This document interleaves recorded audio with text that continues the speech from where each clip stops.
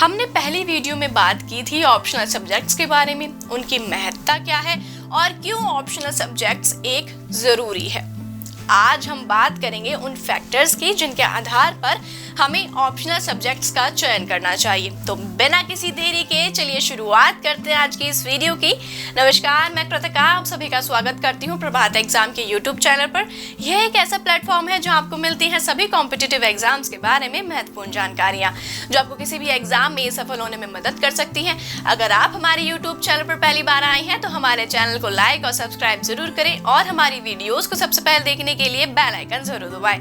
तो चलिए शुरुआत करते हैं आज की इस वीडियो की।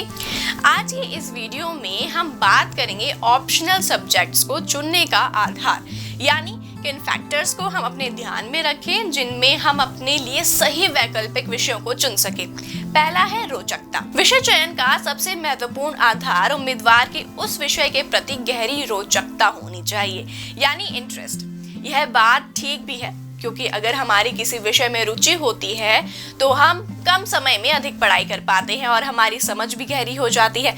इंटरेस्टिंग विषय पढ़ते हुए हम थकान की बजाय ऊर्जा और उत्साह का अनुभव करते हैं जो सामान्य अध्ययन आदि की पढ़ाई में भी सहायक होता है। अगर विषय हमारी रुचि के विरुद्ध हो तो उसे पढ़ना अपने आप में बोझ के समान हो जाता है। ऐसे बोझिल विषयों के साथ इतनी गंभीर प्रतियोगिता में उतरना अत्यंत कठिन हो जाता है। विषय रोचक है या नहीं, इसका निर्णय सामान्यतः व्यक्तिनिष्ठ ही माना जाएगा, क्योंकि किसी व्यक्ति को कोई विषय पसंद आता है तो किसी को कोई और। तब भी यह ध्यान रखना चाहिए कि विषय की रोचकता काफी हद तक इस बात पर ही निर्भर होती है कि उस विषय में कितनी इंटरेस्टिंग पुस्तकें या कितने अच्छे अध्यापक हमें अवेलेबल है। कई बार ऐसा भी होता है कि कोई विषय अपनी मूल प्रकृति में रोचक है किंतु अध्यापक में संक्षेपण कौशल की कमी तथा पुस्तकों की भाषा की असहजता के कारण वह लोगों को अरुचिकर यानी में ही लगने लगता है। एक समस्या यह भी है कि विषय रोचक है या नहीं यह उसे पढ़कर ही जाना जा सकता है, जबकि विषय चुनते हुए हमें उसे पढ़ने से पहले ही उसकी रोचकता के संबंध में फैसला करना पड़ता है। अधिक अंकों की संभावना। विषय ऐसा होना चाहिए जिसमें समान मेहनत के आधार पर अधिक अंकों की उम्मीद की जा सकती हो। यह ध्यान रखना चाहिए कि औसत अंकों का अनुमान करते हुए आप सिर्फ हिंदी माध्यम के उम्मीदवारों के अंकों को ही आधार बनाएं, अंग्रेजी माध्यम के अभ्यर्थियों के अंकों को नहीं।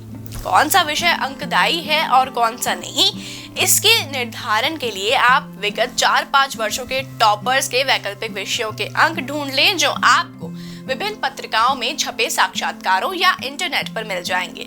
आपको जिन विषयों में 4-5 उम्मीदवारों के अंक पता लग जाए तो आप उनका औसत निकाल लीजिए और मान लीजिए कि उस विषय में गंभीर उम्मीदवारों को औसतन उतने ही अंक मिलते हैं। बस यह जरूर ध्यान रखिएगा कि जिन टॉपर्स के अंकों को आप आधार बना रहे हैं उनका परीक्षा का माध्यम हिंदी रहा हो। पाठ्यक्रम का छोटा आकार।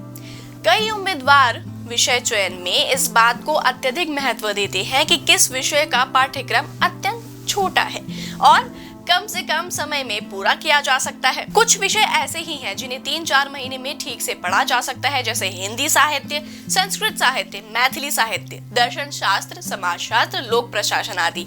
जबकि कुछ विषयों में यह अवधि 5-7 महीने के आसपास की हो जाती है, जैसे भूगोल, इतिहास तथा राजनीतिक विज्ञान। बहुउपयोगिता। विषय ऐसा होना चाहिए जो बहुउपयोगी हो, अर्थात सिर्फ वैकल्पिक विषय के स्तर पर सहायक होने के बजाय परीक्षार्थी को संपूर्ण परीक्षा में मदद करे। इस दृष्टि से वे विषय ज्यादा अच्छे माने जाते हैं जो सामान्य अध्ययन में व्यापक भूमिका निभाते हैं, जैसे भूगोल, इतिहास, राजनीति विज्ञान, लोक प्रशासन तथा अर्थशास्त्र। कुछ हद तक इस सूची में समाज शास्त्र को भी शामिल किया जा सका है। दर्शन शास्त्र के समर्थक कह सकते हैं कि सामान्य अध्ययन के प्रश्न पत्र 4 यानी एथिक्स में उनके विषय की प्रबल भूमिका है, पर सच यही है कि उस पर प्रश्न पत्र में ऐसे तकनीकी प्रश्न पूछे नहीं जाते कि दर्शन शास्त्र की पृष्ठभूमि होने से कोई विशेष बढ़त मिल जाती हो। अगर कोई विषय निबंध या साक्षात्कार के लिए सहायक होता है तो उसे बेहतर माना जा सकता है। जो विषय सामान्य अध्ययन की दृष्टि से बेहतर माने जाते हैं, जैसे भूगोल, इतिहास, राजनीतिक विज्ञान, लोक प्रशासन तथा अर्थशास्त्र, वे निबंध में भी सहायक होते हैं। समाजशास्त्र भी निबंध की दृष्टि से सहायक विषय है। साहित्य और दर्शन जैसे विषय भी निबंध में काफी हद तक मददगार सिद्ध हो सकते हैं। विशेषतः पहले निबंध में जो किसी अमूर्त या कल्पना प्रधान विषय पर पूछा जा सकता है। स्थिरता, इसका अर्थ है कि विषय की विषय वस्तु अपनी प्रकृति में कितनी स्थिर है, अर्थात समय के साथ परिवर्तन होती है या नहीं होती है। जैसा कि ऊपर बताया जा चुका है कि हिंदी माध्यम या अन्य भारतीय भाषाओं के माध्यमों में उन्हीं विषयों का परिणाम ज्यादा अच्छा रहता है जिनमें परिवर्तनशीलता या गतिशीलता के तत्व कम या अनुपस्थित होते हैं। इस दृष्टि में हिंदी या किसी भी भाषा जैसे साहित्य, इतिहास तथा दर्शन शास्त्र शानदार विषय है, क्योंकि उनके उत्तर कभी नहीं बदले जा सकते।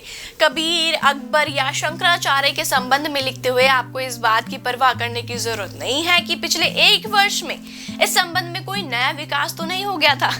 भूगोल के संबंध में भी यह बात बहुत हद तक लागू होती है, क्योंकि उसके सैद्धांतिक पहलू बहुत कम परिवर्तित होते हैं। इन विषयों में ज्यादा से ज्यादा इतना ही होता है कि कभी कभी इनमें कोई नई विचारधारा प्रभावी हो जाती है जिसे उम्मीदवार को पढ़ना होता है, किंतु ऐसे बदलाव 10-20 वर्षों में एक आध बार होते हैं और प्राय उम्मीदवार को अपनी तैयारी के कालखंड में यानी टाइमलाइन में इस परिवर्तन का भागी नहीं बनना पड़ता है। अर्थात एक बार की गई तैयारी ही प्रतिवर्ष बिना किसी बदलाव के उसका साथ देती है। इसके विपरीत जो विषय अपनी प्रकृति में अत्यंत परिवर्तनशील हैं या डायनेमिक हैं, जैसे राजनीतिक विज्ञान, लोक प्रशासन, समाज शास्त्र या अर्थशास्त्र, उनके उम्मीदवारों को लगता है कि इस बात के लिए सचेत रहना पड़ता है कि किसी टॉपिक के संबंध में कोई नया अनुसंधान तो नहीं हो गया है। विभिन्न अखबारों और जर्नल्स में नई नई केस स्टडीज छपती रहती हैं और ये विषय बदलते रहते हैं। इन डायनेमिक विषयों में अच्छे अंक उन्हीं उम्मीदवारों को मिल पाते हैं जो इन अद्यतन जानकारियों को बिना किसी भिकराव के अपने उत्तरों में शामिल कर पाते हैं। यह चुनौती इकहरी नहीं बल्कि दोहरी है। पहली चुनौती इस प्रकार की जानकारियों को इकट्ठा करने की है, क्योंकि प्रायः ऐसी जानकारियां अंग्रेजी में ही उपलब्ध होती हैं।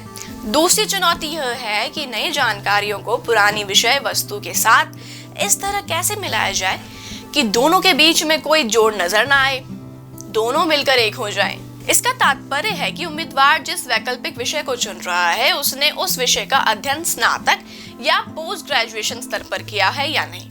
उम्मीदवार के लिए उस विषय को तैयार करना ज्यादा आसान हो जाता है जिसमें उसने ग्रेजुएशन या पोस्ट ग्रेजुएशन की पढ़ाई कर रखी हो। इसके बावजूद यह जानना रोचक है कि अधिकांश सफल उम्मीदवार उन विषयों में सफल होते हैं जिनमें उनकी पृष्ठभूमि नहीं होती। अगर आप किसी वर्ष का परिणाम देखें तो पाएंगे कि सफल होने वाले उम्मीदवारों में इंजीनियरिंग पृष्ठभूमि के उम्मीदवारों का अनुपात बहुत ही ज्यादा अधिक है, लेकिन इंजीनियरिंग पृष्ठभूमि से आए उम्मीदवारों में शायद 1/4 भी ऐसे नहीं मिलेंगे जिन्होंने अपनी पृष्ठभूमि के विषय को ही वैकल्पिक विषय के रूप में चुना था। यही प्रवृत्ति अन्य पृष्ठभूमि के अभ्यर्थियों में भी दिखती है। इसका कारण यही है कि सिविल सेवा परीक्षा में सफलता की दृष्टि से सभी विषय बराबर स्तर का निष्पादन नहीं करते, यानी बराबरी डिवाइडेड नहीं होते। कई बार उम्मीदवारों को यह समझ में आ जाता है कि वे अपने पृष्ठभूमि वाले विषय में उतने अंक हासिल नहीं कर पाएंगे जितने कि किसी दूसरे अंकदायी विषय में सिर्फ 3-4 महीने पढ़कर हासिल कर सकते हैं। जिसके बावजूद यह तो मानना ही पड़ेगा कि अगर उम्मीदवार का वैकल्पिक विषय उसकी पृष्ठभूमि का ही विषय है तो उसके लिए तैयारी की प्रक्रिया काफी आसान हो जाती है। वीडियो में बताए गए प्रमुख कसौटियों के अलावा कुछ उम्मीदवार कुछ अन्य कसौटियों की भी चर्चा करते हैं, जैसे किसी विषय में पुस्तकें आसानी से उपलब्ध है या नहीं, उस विषय में इस परीक्षा की तैयारी के लिए उपयुक्त मार्गदर्शन मिल सकेगा या नहीं, जैसे कोचिंग सेंटर्स एंड ऑल। क्या उस विषय की तैयारी उम्मीदवार अपने स्तर पर कर सकता है या मार्गदर्शन की आवश्यकता जरूर पड़ेगी। इसी के साथ एक नजर यहाँ भी डाल लेते हैं कि इन वैकल्पिक विषय का महत्व क्या होता है। सामान्यतः कोई भी विषय ऐसा नहीं है जो सभी कसौटियों पर खरा उतरे और न ही कोई विषय ऐसा है जो एक भी कसौटी पर खरा ना उतरे। हर विषय कुछ कसौटियों पर शानदार प्रतीत होते हैं तो कुछ दूसरी कसौटियों पर कमजोर साबित हो जाते हैं। सही कसौटी तय करने का सीधा सा तरीका यही है कि हमें अपनी प्राथमिकताएं ठीक से पता हो।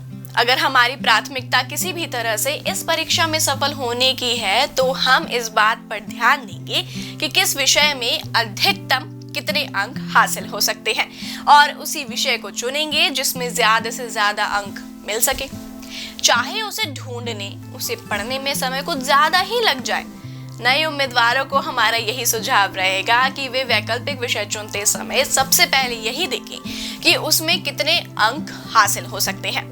दूसरे लेवल पर यह कसौटी रखें कि वह विषय सामान्य अध्ययन तथा निबंध आदि में कितनी मदद कर सकता है।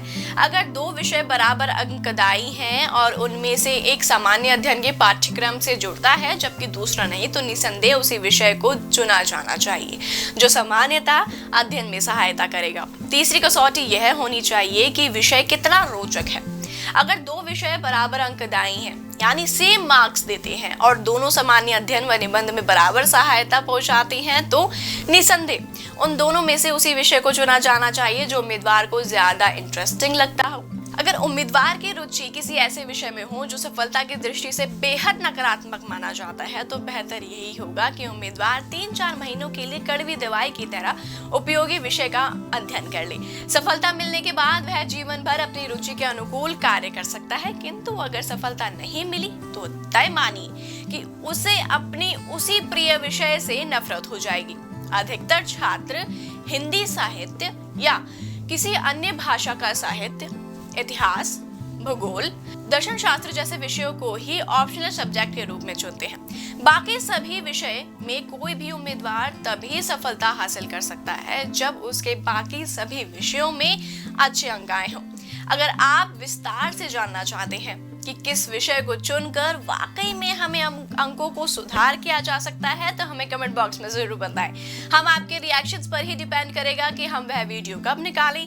और अगर दोस्तों, अगर आप भी यूपीएससी की तैयारी कर रहे हैं तो प्रभात प्रकाशन लेकर आया है आपके लिए कुछ चुनिंदा किताबें, जैसे ऑल अबाउट यूपीएससी एग्जाम, मुझे बनना है UPSC topper, government of Indian welfare scheme, 60 successful IAS officers की प्रेरक कहानियां और मनीष रंजन की ढेरों किताबें जिनमें आपको मिलेंगे प्रीवियस ईयर्स के सॉल्व क्वेश्चन पेपर्स। अगर आप इन सभी किताबों को खरीदना चाहते हैं तो आप इन्हें अमेज़न या फ्लिपकार्ट पर मंगवा सकते हैं या स्क्रीन पर दिए गए नंबर पर संपर्क करके आप इनको ऑर्डर कर सकते हैं। उम्मीद है आपसे फिर मुलाकात होगी प्रभात एग्जाम के यूट्यूब चैनल पर। और हाँ, अगर आप दोस्तों न्यूली अपडेट्स के लिए हमारे साथ जुड़ना चाहते हैं तो आप हमें इंस्टाग्राम और फेसबुक पे भी फॉलो कर सकते हैं। तब तक के लिए नमस्कार। यूपीएससी की प्रीलिम्स परीक्षा में गारंटीड सक्सेस के लिए भारत का प्रसिद्ध पब्लिशर प्रभात प्रकाशन आपके लिए लाया है यूपीएससी 26 वर्षों के topic wise solved papers. IAS doctor Manish Ranjan की इस बुक में है एक्सप्लेन्ड आंसर्स और ट्रेंड एनालिसिस। इसके साथ ही जरूर पढ़ें यूपीएससी सीसैट, जिसमें है पेपर 2 के 2011 से 2020 के सॉल्व्ड पेपर्स। ये दोनों बुक्स इंग्लिश में भी अवेलेबल हैं। आज ही ऑर्डर करें ऑनलाइन अमेज़न या फ्लिपकार्ट से और क्रैक करें यूपीएससी एग्जाम।